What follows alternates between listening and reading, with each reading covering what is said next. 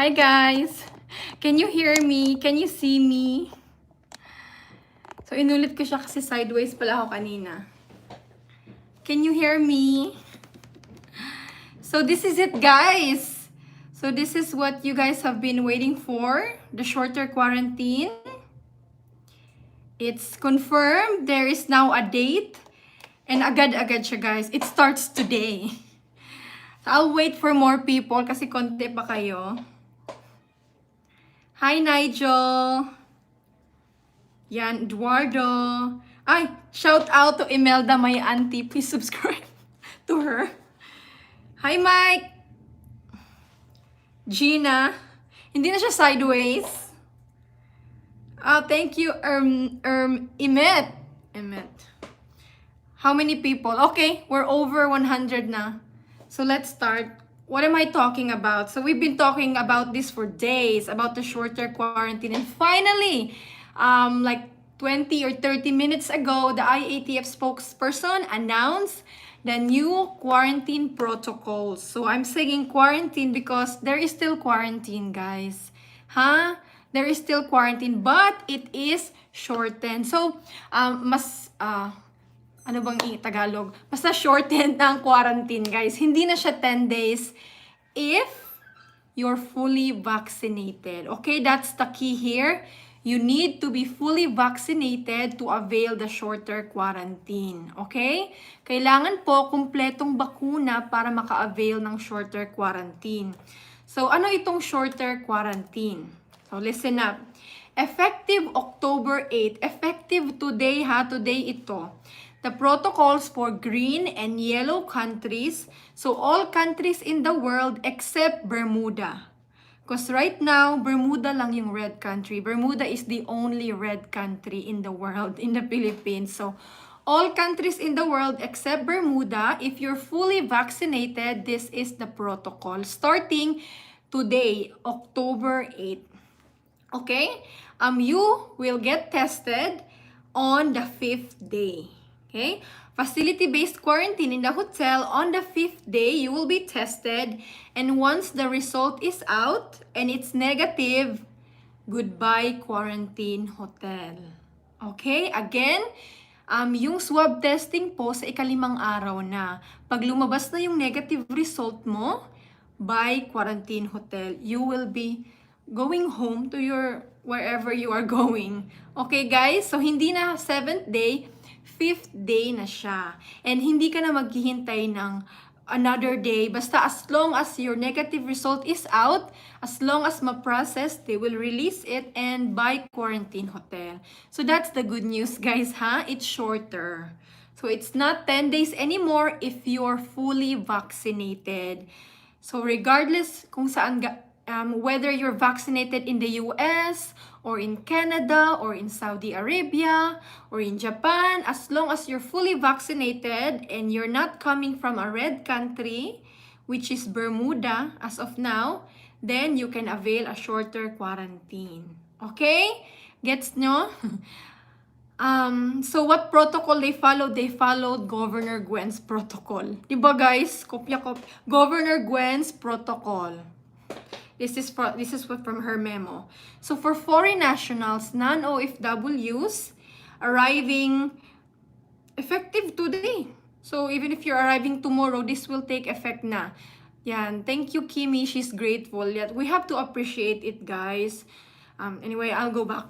So, how many days do you need to book, guys? If you're fully vaccinated, you only need to book 5 nights. Okay? 5 nights. Usually, guys, the result, actually, if you get tested today, it's ready by evening or by early tomorrow. So, yeah, mga 5 to 6 days na lang yung stay ninyo sa hotel. Yes, so at least, guys, diba, shortened and maybe ma-change. It's still possible for them to shorten it more until December. So this is the protocol for now, shorter quarantine. Again, 5th day testing. Once the result is out and it's negative, by quarantine hotel. How about, I am not vaccinated, or if you're partially vaccinated, you have received first dose of Pfizer, or first dose of Moderna, or first dose of Sinovac, or first dose of Sinopharm, or first dose of Sputnik, is there a change? Kung hindi vaccinated, or kung one dose pa lang at naghihintay pa ng second dose? Or what if you have recently recovered from COVID-19 and you're not vaccinated? Well, there is no change on the protocol for the unvaccinated or partially vaccinated. So kung hindi po kayo vaccinated, ganun pa din. 10 days pa rin sa hotel, 7th day testing. Okay po? So yung shorter quarantine is only for the fully vaccinated coming from yellow and green countries. Okay? Oy, sorry guys, namali ako ng konti. Pag unvaccinated kayo, sorry guys, nagkamali ako. Pag unvaccinated, 7th day testing, and as long as your result is out, you can go home. So you don't need to wait until 10th day. Okay guys ha, pag hindi vaccinated or partially vaccinated, 7th day pa rin yung testing. You'll still be tested on the 7th day, but you don't have to wait until 10th day. So once the result is out too, you can go outside. So good news din pala. So also unvaccinated will also avail a little bit shorter quarantine. So mga 7 to 8 days na lang pala for unvaccinated, ha? Unvaccinated, hindi ka vaccinated, 7th day testing, and then when the result is out, it's negative, by quarantine hotel. So, yeah, the quarantine days for everyone is reduced. Okay, except sa red. Now, how do you prove that you're fully vaccinated? What vaccination proof is accepted? So, for OFWs po and your dependents, okay, OFWs, kasama mo yung spouse or parents or children mo, umuwi, you need to get POLO certification. So, yung POLO vaccine pass po, you can get that from One Health Pass. Again, for OFWs, kailangan po ng POLO vaccine pass or certification from POLO. For non-OFWs and foreigners who are fully vaccinated in the Philippines, you need either the VaxCert PH. I will show you soon how to get that, but it's in the website. It's very straightforward lang naman. Either VaxCert or BOQ Yellow Card, International Certificate of Vaccination if you're vaccinated in the Philippines. While for non-OFWs and foreigners who are fully vaccinated abroad, the National Digital Certificate of the Foreign Government, which has accepted VaxCert PH, and under a reciprocal agreement or BOQ issued ICV. So yung digital certificate nyo po from the countries kung saan kayo nanggaling, as long as accepted na nila yung VaxCert PH. I don't have a list for countries na accept ang VaxCert PH. I'll look into that. Pero yung international certificate nyo guys, I believe okay na yun. Or yellow card, ICV if meron kayo. What vaccines are accepted? Pfizer, Moderna, Johnson & Johnson, AstraZeneca, COVID Shield, AstraZeneca, Sinopharm, Sinovac, Sputnik. So as long as it is FDA approved in the Philippines, no, for emergency use, or WHO approved for emergency use, then tatanggapin po yan sa Philippines. Okay, Sinopharm, Sinovac, Sputnik, yes, we accept that. Then, to be fully vaccinated, guys, it has to be 2 weeks after your second dose kung 2-dose vaccine. While if it's a single-shot vaccine, 2 weeks as well. So, yes, guys, US citizens too who are fully vaccinated, yes, you can avail shorter quarantine, 5th day testing, pag lumabas na, by quarantine hotel. Guys, ha? USA, my number 1 fans, charot. Guys, shorter quarantine din, basta fully vaccinated. Recently recovered, hindi siya considered. So, does this mean that fully vaccinated tourists can enter the Philippines? How about foreign tourists? Jennifer, how about foreign tourists? Unfortunately, guys, the change is only about the quarantine days. It's not the entry restriction. So, for now, it's only for people who are already allowed to enter the Philippines. So, Filipinos, Balikbayans, those who can avail Balikbayan program, and foreigners with visas. yan pa rin. It's still the same, okay? For now, foreign tourists are still not allowed. Yes po,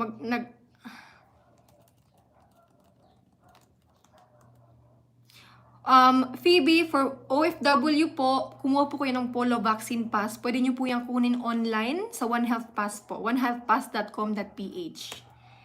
Okay?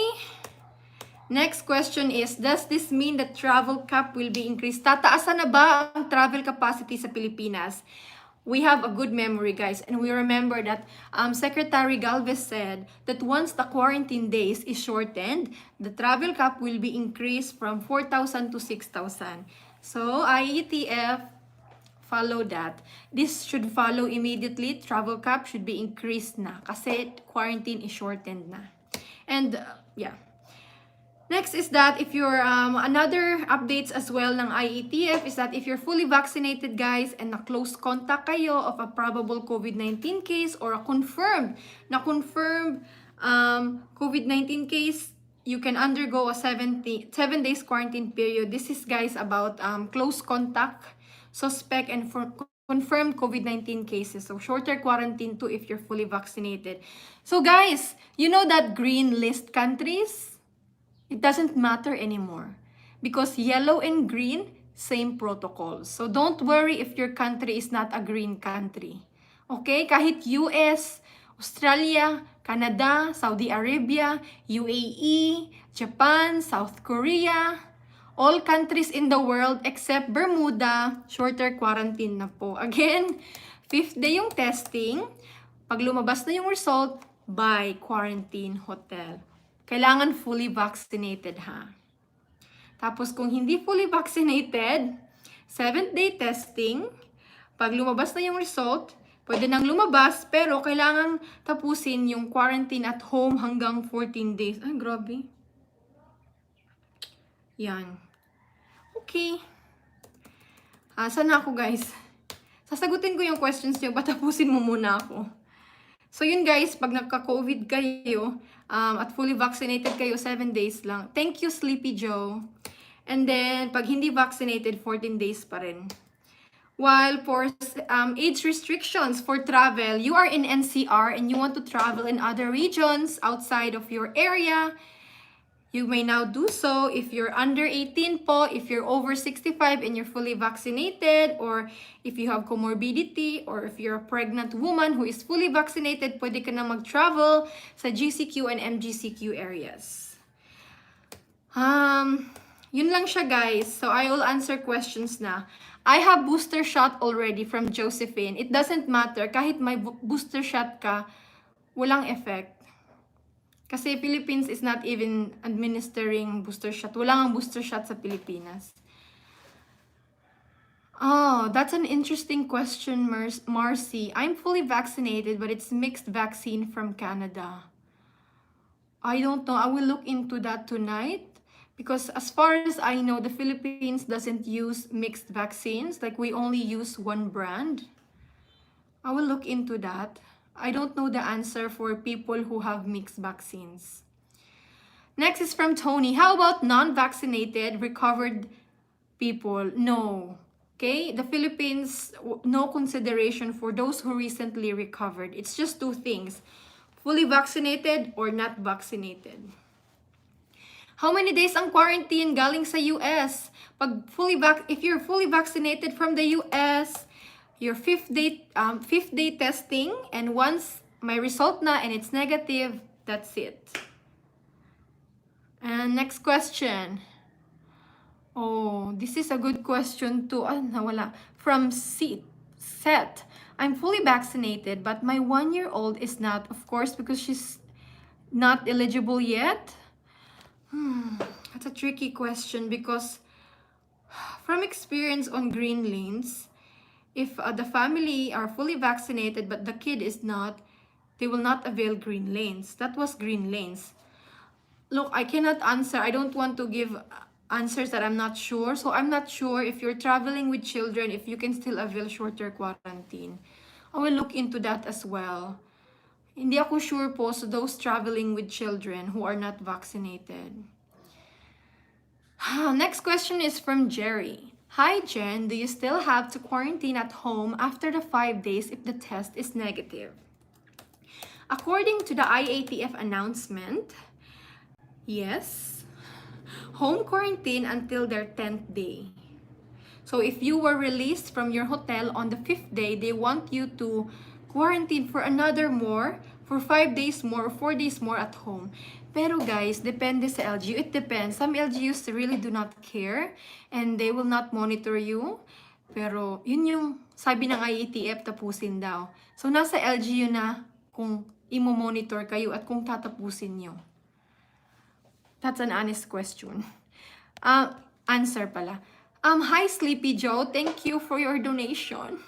Does the 5th day testing apply to Balikbayans currently in quarantine? That's a good question.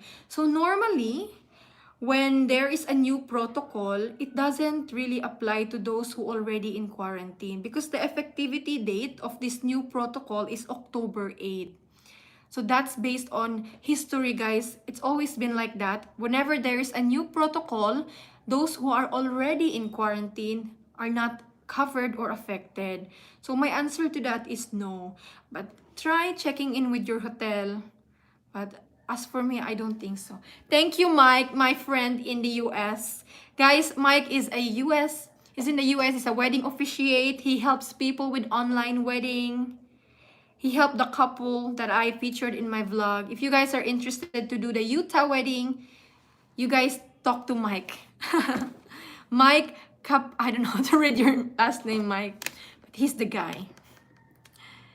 Is PAL requiring RT-PCR test? That's from Phoebe. So guys, PAL does not require a negative COVID test if you're arriving in the Philippines. Okay? Oh, you're coming from Canada, US, whatever country, guys. If you're flying direct with Philippine Airlines and you're landing in, let's say, Manila, Clark, Cebu, you don't need negative COVID test result if it's direct flight. For example, Los Angeles to Manila or Narita to Cebu with Philippine Airlines, you don't need negative COVID test result. It's not required. Next question is from Black. Paano po kaya kaming may mga 4-dose vaccine? Wow, grabe. 4 doses of vaccines, Black? It doesn't matter. With Philippines, we're only count 2. So you receive 2, then you're fully vaccinated. Yun na yun. Oh, you're already at the hotel? Chrisette, I don't think this will apply to you because the effectivity date is October 8. That's really the update for today, guys. This is a big thing. Shortened quarantine. Finally, as I told you before, IATF it's not in their vocabulary to give travelers time to prepare. So sa mga darating tomorrow, contact your hotel and talk to them about the shortened quarantine. Tell them that, hey, shortened na yung quarantine. Can I cancel the extra days I booked? Because now, guys, you only need, nakalagay kasi dito, pre-book accommodation of at least 6 days. So 5 nights. 5 nights booking. Hi! Ano ang proof of vaccination? Yung international certificate nyo, guys, sa government kung saan kayo nabakunahan.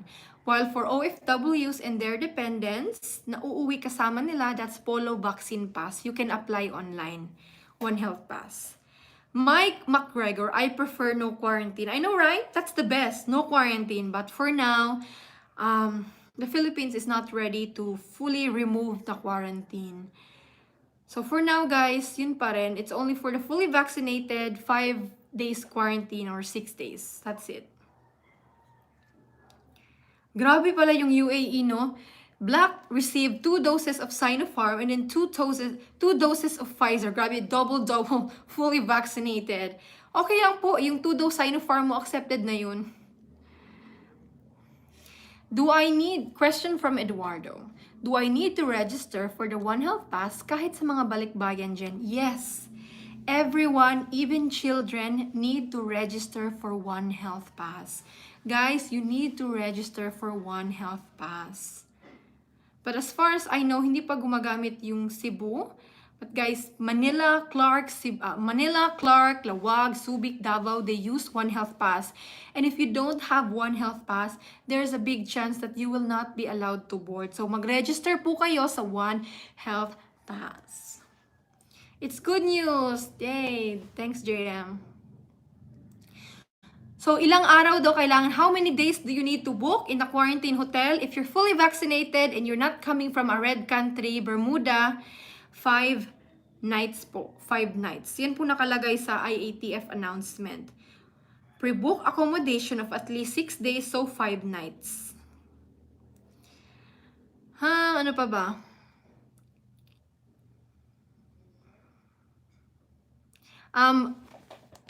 Batang Cebu, lumayas ka po sa live ko. If you don't believe my announcement, go to PTV. The announcement of Harry Roque was there.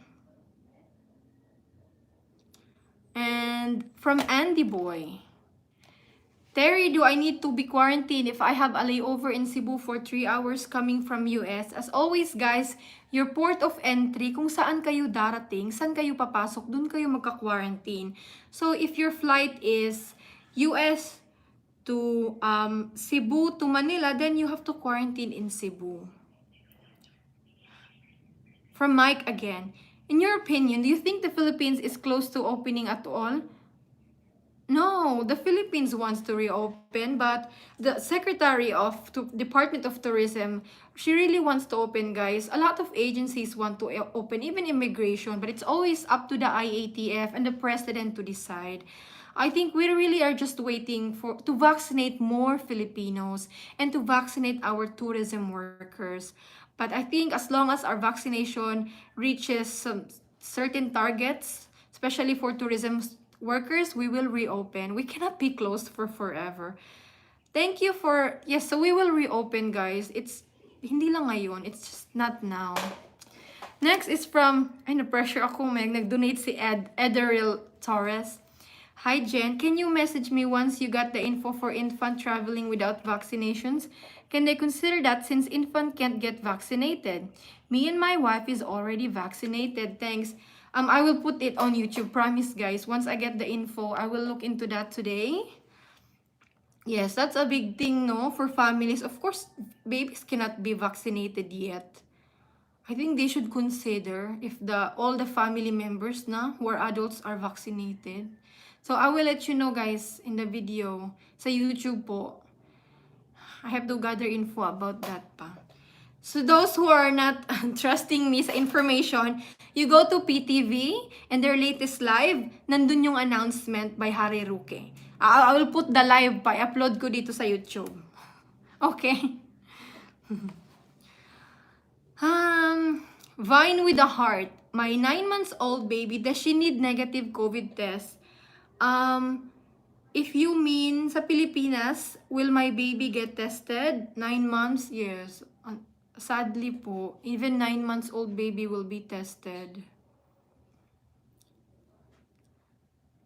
Oh, Chris, I'm sick of waiting in Australia to come to the Philippines, so I will use my exemption to go to Thailand. Yeah. Good on you, mate. Enjoy your time in Thailand. Maybe soon we will reopen, but for now, guys, it's still not open.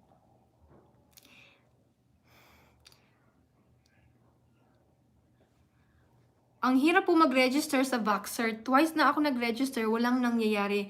Dudy, ang first tanong, saan po kayo nabakunahan? Kasi po, yung Vaxcert PH limited pa siya. I know of, you can use Vaxcert PH if you're fully vaccinated in NCR, in Baguio, in Cebu, in Region 4A, Calabarzon, and nakalimutan ko yung isang region, but around, Cavite, basta may Luzon na area. Pero kung galing ka sa province like dito sa amin, sa provinces, hindi pa magagamit yung Vaxcert PH. Thank you, Nestor! I think ito lang update ko, guys. Yes, Angelica, basta fully, as soon as you receive your result and it's negative, you can go home to your final destination. Yan yung new protocol. Effective today, October 8. Sa mga hindi pa nagpa-vaccine, Matsura, how about po sa mga hindi pa nagpa-vaccine? Kung hindi pa po kayo nagpa-vaccine, ang protocol po is 7th day. Sa ika-7 na araw, you will be tested, swab test, and then once the result is out, you can go home, okay? So you don't have to wait all the way to 10th day. Basta na-swab ka sa 7th day at lumabas na yung result and it's negative, you can go home. That's for the unvaccinated, ha?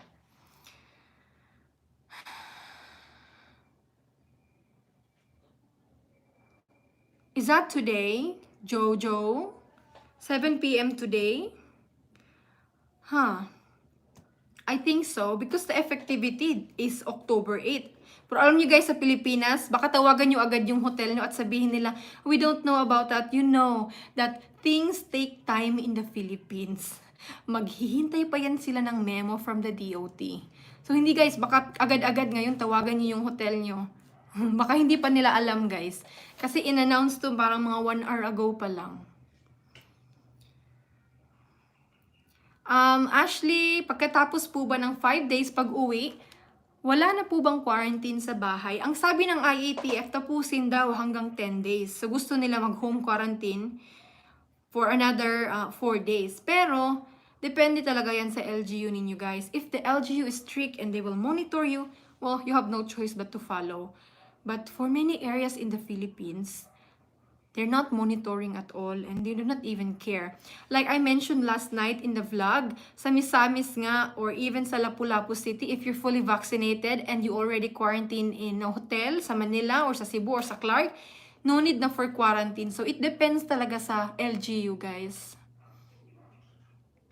Christoph, from Canada, fully vaccinated, how many nights? You book for 5 nights. Ay, palong. Ano pa ba guys? CJL, layover po sa Japan for just 1 hour. Need po ba ng negative test coming from Cali? As far as I know, in the website, the last time I updated, it's not required if you're only transiting in Japan. But things change, so I think it's better to contact your airline. Question is from Dodi. Yung One Health Pass po ba gagamitin lang kapag pabalik ng Pinas? I will be visiting po Dubai sa December as tourist. Yes po, yung One Health Pass, sa pagdating lang yan sa Pinas. Pero kung aalis ka ng Pilipinas, hindi ka kailangan ng One Health Pass. Thank you, Beverly. No, rapid PCR. I don't know about rapid. I didn't know there was a rapid PCR. It's still the same kind of test. Next is from Adam. Let's answer Adam. Hi, I'm fully vaccinated from Canada. After I get married and I get the visa, how long would I need to be in quarantine? Hey Adam, you only need to quarantine for 5 to 6 days. So you get tested on the 5th day, and as soon as your result is out, it's negative, you can go out of the hotel and go wherever you want. Balik-balik guys, basta lahat po kayo, every one of you, except those coming from Bermuda or a red country, okay? If you're fully vaccinated, ano na lang po, mga 5 to 6 days na lang po yung quarantine. So depende how fast your result is out as long as it's negative. Yun lang naman guys. If you have symptoms, please get tested before traveling to the Philippines. You don't want to use all your vacation time in the hotel being quarantined. So I suggest guys if you have symptoms, get tested before traveling to the Philippines.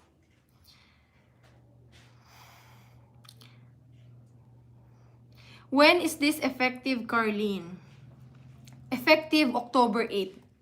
Sabi ng IATF today. You're welcome. My family wants to see you. Why? Beverly.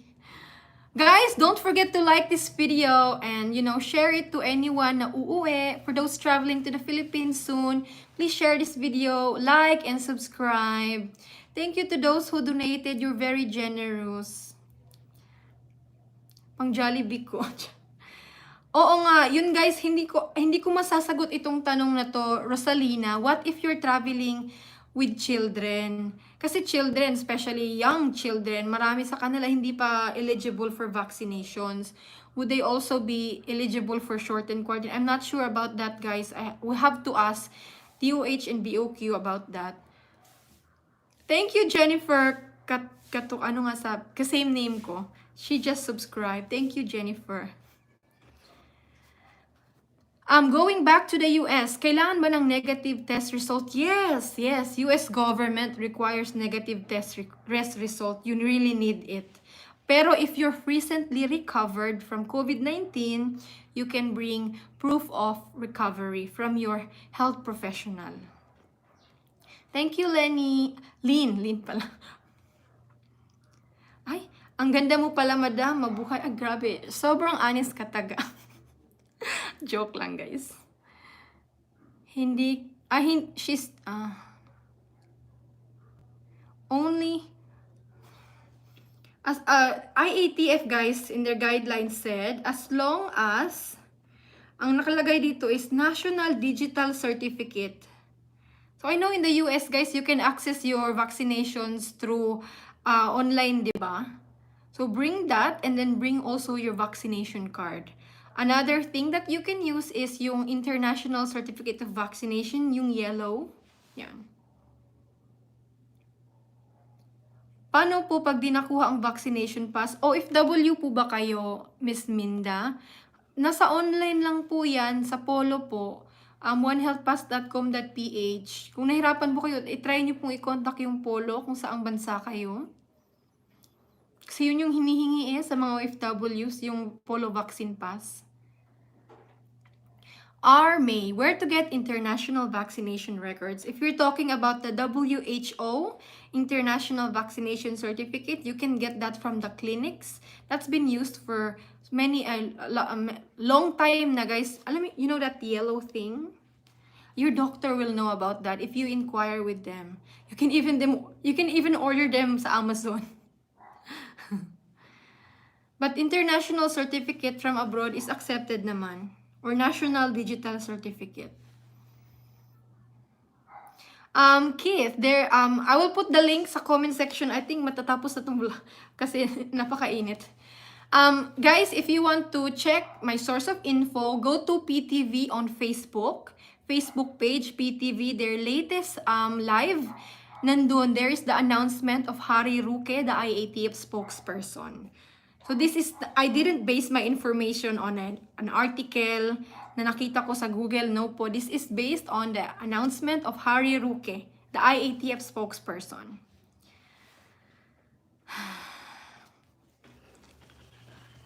Thank you, who was that? Thank you, Julio. I think this is it, guys. Thank you so much po for joining in the live, and congratulations to those who will be able to avail the shorter quarantine.